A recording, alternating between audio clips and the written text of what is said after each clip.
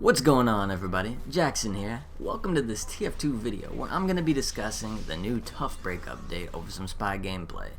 To me, this update is an extension of the gunmetal update. I mean, there are new maps, new taunts, and of course, new contracts. Gaben has once again answered my prayers for new contracts. I mean, honestly, I think we should just have contracts 24/7 year-round. They give me direction in life. No, but really, this is a big update with quite a bit to talk about and debate. I mean, much more than I can fit into one short video. The first part of this update are the new contracts. If you pay the $6 for the Tough Break stamp, you're going to get 26 contracts that's going to last over the course of 3 months. Now, these contracts are a little different from past contracts because they have weapon-specific tasks. For example, my first contract was actually a loose cannon task. I got like points for kills and stuff, and then for the advanced part, I would get 10 points for double donks, and it was pretty fun, to be honest, and I think that has potential to be pretty fun in itself. And then once you complete one of these contracts, I mean, you're going to either get a skin drop, or you're going to get a case drop, or you're going to get a skin. You have to buy the key and open it, but the two new cases are the Warbird case and the Pyroland case, and actually, these skins look really nice. There are a lot of really nice ones. Even the regular drops are pretty cool. In fact, I got a drop early on of an autumn rocket launcher, and it just looked really sweet, and usually just when you get drops like that, immediately after completing a contract, they're not going to be very good, but there are some pretty nice skins to get from this update. So now, what about the maps that came with the update? Well, there are 4 maps, and the cool thing about these maps are that each one is for a different game mode. You've got Landfall, you have High Pass, Vanguard, and Snowy Coast. Snowy Coast is a payload map, Vanguard is a control points map, and Landfall is a capture the flag map, and High Pass, which is the one that I'm playing, is a King of the Hill map. I really like this map that I'm playing now. I haven't played it that much, but in fact this gameplay here was one of the first times that I had even seen the map at all, and I just took naturally to it with Spy. It was a lot of fun to play, so I really do like the maps. I've had a chance to play them all, and I don't have any big complaints about any of them. They're all pretty fun to play, so I think the maps are definitely a positive thing in this update. So look, I mean, it's guaranteed every update we're going to get taunts. I mean, we got 3 new taunts this update. We got Manrobics, Bad Pipes, and the Bucking Bronco. They're fine. They're great. Whatever. But what we really need to talk about is the gameplay changes that Valve made. I mean, you have to know by now. Do I need to say it? Do I really need to say it? Everyone, the phlog was buffed. And I know what you may be thinking. Jackson, you're just jumping on the phlog rage bandwagon. I mean, everyone's talking about this in-game, out-of-game. I mean, that's basically the main thing that's been talked about with this update. And I agree that, that's not the only thing that needs to be discussed when we're talking about the changes that Valve made to the gameplay. But I mean, there's no ignoring it. It's a huge thing, and it's really frustrating to see what they did to the Pyro class. Now, before we get into what Valve specifically did with Pyro, and more specifically the Phlogistinator, let's talk about what I felt like Pyro really needed. Because Pyro was a class that was dominated by, one flamethrower, the Degreaser. I mean, the combos that you could, do with the Degreaser and with, either a flare gun or, maybe an extinguisher or even hammer time was good with it. And especially the reserve shooter, it just made it, as a combo, the most viable choice. I mean, if you really wanted to maximize your, your lethal ability, your ability to kill people, I mean, the Degreaser was just very versatile, and you're able to, not only just destroy everything in your path, but you're also able to help your teammates by reflecting and putting them out. It was definitely the best choice. I mean, by far. So right there, that already brings up an issue that Valve probably needed to make the Pyro class more balanced, meaning they needed to make other flamethrowers viable. I mean, the stock flamethrower, that you would hardly use that. The only time I would ever use that was if I was playing Pybro and I was just going to be hanging around an engineer and a dispenser, and I wasn't going to be roaming around at all. But in pubs, of course, I mean, it's hard to even find an engineer that you can rely on well enough to actually do that. So you end up just roaming around, and if you're doing that, the regular flamethrower is just not really a viable option. You might as well use a degreaser with a reserve shooter or a flare gun, and that's what I ended up doing a lot. So yeah, I felt like the stock flamethrower there needed to be some changes to make the stock flamethrower much more viable. But I guess Valve as a whole had a different idea. To be fair though, they did do something to the stock flamethrower that I honestly felt like would make it a really good weapon, and maybe even balance everything out if they didn't make other changes as well. And that is, whenever you extinguish a teammate, you would get 20 health.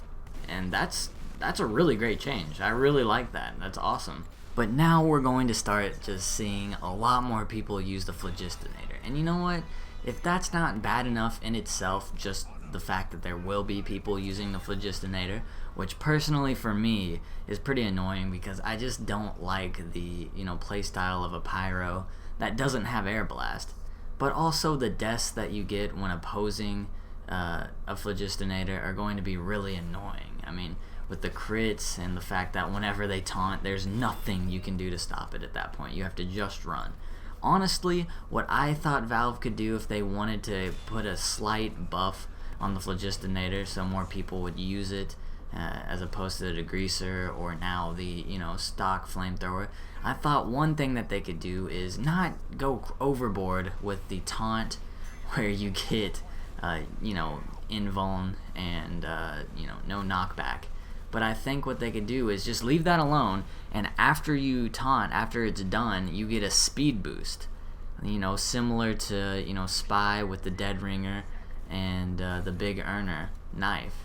You get a little speed boost similar to that. I think that would make the phlog a ton of fun and wouldn't make it as annoying because you couldn't just be in a horrible situation where you're going to obviously be killed and just bail yourself out with an Uber and no knockback, and then followed by crits. Alright, enough about Pyro, enough about the phlogistinator. Let's talk about the class that I'm playing now, Spy. There weren't a ton of changes that Valve made actually to Spy, but I do want to talk about one specifically today, and it's the small buff that they made to the Dead Ringer. I think that Valve is trying to find a happy medium between when it was an extremely overpowered watch, when it just had ridiculous damage resistance, and then they took a big chunk of that damage resistance away and added a speed boost, and I think that it made it a tad too underpowered, but I think it was close. I think it was close to being good, and I think with this change, they changed the damage resistance from 50%. Pushed it up to 75%, and it's made it a little bit stronger, obviously, and I think that's a pretty good balance there for the Dead Ringer, and I'm really happy they did this. I could kind of feel the difference right away.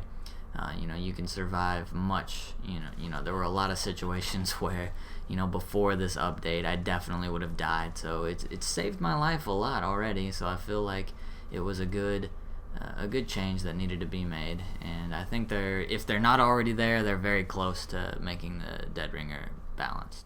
Oh, and one thing, actually with Demo Man, something that I complained about, I think it was the Gunmetal update when they nerfed the Olapul Caber and basically made it completely useless when it was already, it wasn't an overpowered weapon, and then they nerfed it and just made it completely useless. Well, they upped the base melee damage of it, so I think we can officially say it's a fun weapon again. You can actually use it and have fun with it. I haven't personally used it, but I have been killed with it already, and that's saying something because I can't remember the last time I was killed with an Olapul Caber.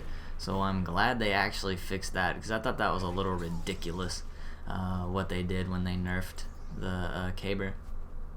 There was also a little buff that I really enjoyed for Scout. Scout's probably my favorite class.